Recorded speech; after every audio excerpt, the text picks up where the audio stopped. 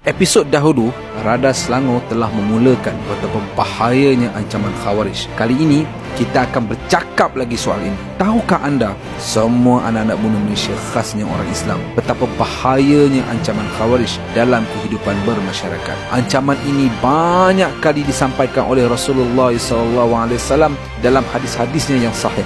Khawarij, seperti mana dalam episod 1, satu golongan yang beranggapan mereka mulia. Orang lain yang tidak mengikut kehendak mereka adalah terkeluar langsung dari agama. Malah bukan itu sahaja, boleh dianggap kafir yang boleh dihukum. Jom kita tengok kalam ulama terkenal zaman dahulu, yakni Ibnu Hajar Al-Asqalani, pengarang kitab Fathul Bahri. Ibnu Hajar Al-Asqalani berkata, golongan Khawarij itu dahulu digelar Al-Qura disebabkan oleh kerajinan mereka dalam membaca Al-Quran dan beribadah. Kecuali mereka mentakwilkan Al-Quran dengan apa yang tidak dimaksudkan dengannya, taksub dengan pemikiran mereka dan berlebih-lebihan dalam zuhud, khusyuk dan selainnya. Apakah Khawarij bahaya kepada kehidupan bermasyarakat dan negara? Khawarij atau bahasa mudahnya pemberontak yang menggunakan atas nama agama pernah memakan nyawa dua orang sahabat Rasulullah SAW yang agung.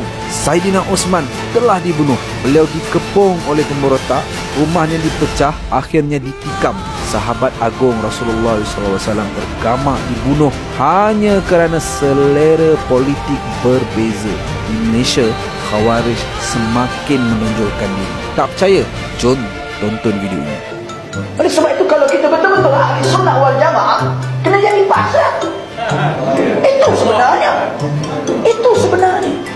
kena jadi pas. Orang pas itu sebenarnya ahli sunnah wal jamaah. Bukti jika mahu berada dalam Islam harus menyokong parti mereka. Selain dari itu, anda terkeluar dari akidah. Apakah Selangor ataupun Malaysia mahu melihat perpecahan sebegitu rupa? Apakah kita mahu melihat sampai para pemimpin dibunuh atas sebab politik? Pemberontakan berdarah bukannya tidak pernah terjadi. Tahun 1985 itu sejarah yang mana mungkin terpadam jika sahabat agung Rasulullah SAW boleh diperlakukan sedemikian rupa. Bayangkan pemimpin negara kita yang boleh dianggap tidak bernilai dan lari akidah oleh mereka, sang pemberontak. Malangnya di Malaysia, mereka fasih berbicara Quran maupun hadis seakan menutup ancaman Khawarij. Akibat daripada itu, ada segelintir yang mahu kembali kepada agama dan menengah tinggi pada yang mahir bicara Quran dan hadis dipaksa perlahan-lahan mengikut selera politik mereka. Akhirnya terjebak dengan ideologi Khawarij.